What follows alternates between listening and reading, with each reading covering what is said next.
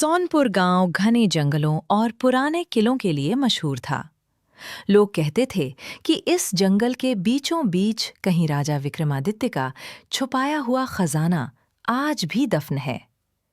पर जो भी उसे ढूंढने गया वापस नहीं लौटा। इसी डर के कारण सालों से कोई उस ओर नहीं गया। गांव में रहने वाला आरव एक साहसी और जिज्ञासु लड़का था। उसके दादा अक्सर उसे राजा के खजाने की कहानी सुनाया करते थे। दादा कहते, खजाना सोने चांदी का नहीं, बल्कि बुद्धि और साहस की परीक्षा है। एक दिन दादा के गुजर जाने के बाद आरव को उनकी पुरानी संदूक में एक फटा हुआ नक्शा मिला। नक्शे पर जंगल, नदी और एक काले पत्थर की निशानी बनी थी। आरव समझ गया, ये उसी खजाने का रास्ता है। अगली सुबह वो अपने दोस्त मीरा के साथ जंगल की ओर निकल पड़ा। रास्ता आसान नहीं था। कांटों से भरी झाड़ियां, अजीब सी आवाजें और घना अंधेरा, सब कुछ डराने वाला था।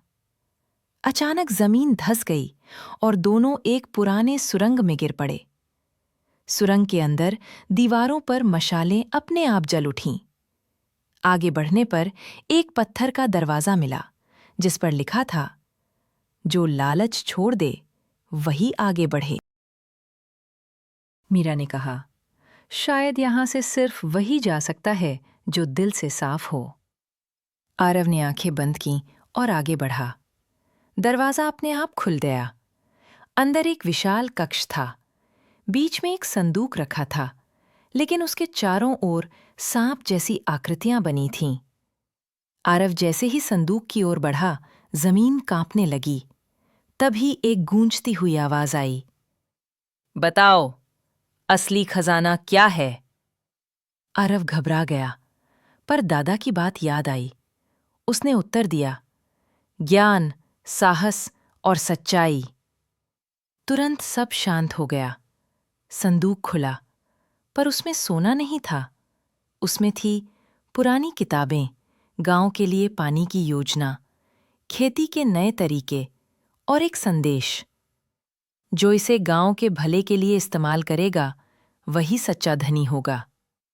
मीरा मुस्कुरा दी। दोनों समझ गए कि यही असली खजाना है।